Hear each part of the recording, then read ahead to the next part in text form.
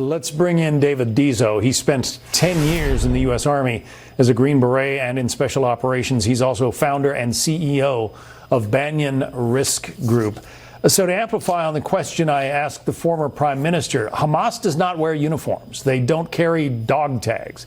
How do you go into Gaza and know who is sympathetic to Hamas and who is not? Well, that's a great question, John. And as you know, Israel has a very robust intelligence capability. And while they got caught a little bit flat-footed with the South and the attack, they will be catching up very quickly. And the first thing they will be looking to do is build an operations and intelligence integrated picture. And knowing what's going on the ground by building out those networks, that's going to be the first step. They already have they've known their neighbors. They've dealt with this before.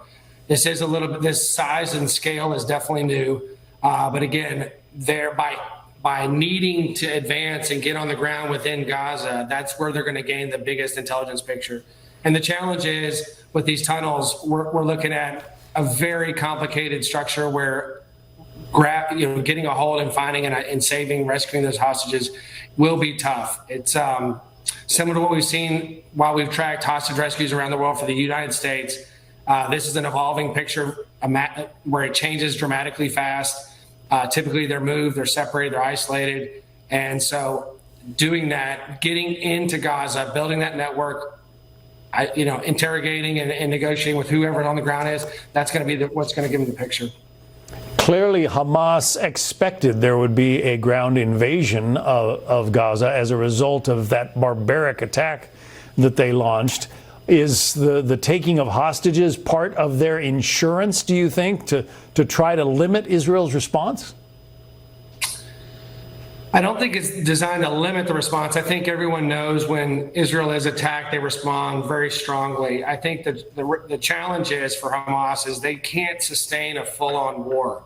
So in attacks prior, they've launched rockets, thousands of rockets, and they deplete their resources. They typically respond by getting supply chain involvement, smuggling weapons in. It takes a year to 2 years from the stockpile. They launch an attack and then they go. So right now they've launched somewhere around 6,000 rockets. And so the hostages is really another tool for them to leverage in negotiations for what they're trying to push Israel to do. The United States obviously has hostages there. President Biden says, there are no limits on what our response might be. Would you advocate sending in special operators to rescue American hostages, or do we need solid information on where they are first? So absolutely need the right information. It is very strongly likely that our operators are already working hand in hand, and our planning capabilities are working with the Israeli forces. That has been the case. We've had partnerships with them a long time, cross-training at high levels within special operations, sharing a lot of tactics, techniques, and procedures along the way. So they are a very capable force for their own hostage rescue capability. I have no doubt that we are in lockstep with them, monitoring the situation for our specific interests.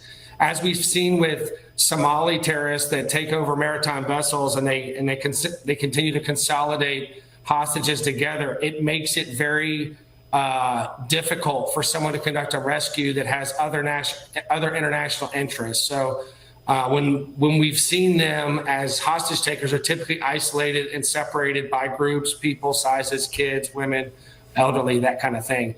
But I think where we are right now in the evolving place, I have no doubt that we're advising them at a very close level, and we'll watch in the days to come as this comes back to us. But again, I have to assume that Hamas expected an invasion. Are you fearful that there are going to be booby traps, unexpected kinds of attacks that they have prepared, just knowing that the Israelis are coming?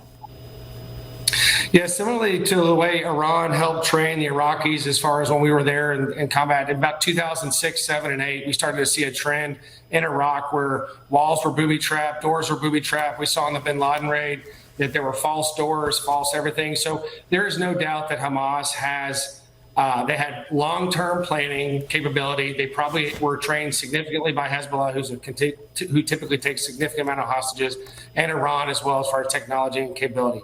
But there's no doubt that those tunnels are a very big danger point, likely booby trap, likely they have power and lighting running in them, but they also have bunkers and sustainability. So this is a very dangerous thing for them to navigate. And so getting on the ground and seeing what the picture is and determining that is going to be the most critical thing.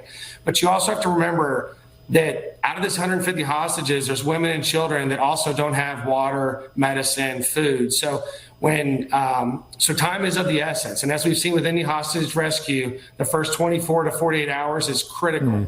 And that's that's why I think you're seeing Israel move at the speed that they are. Yeah, well, we are already way beyond that. David Dezso, we have to say goodbye. Thank you. All right, thank you so much for having me, John.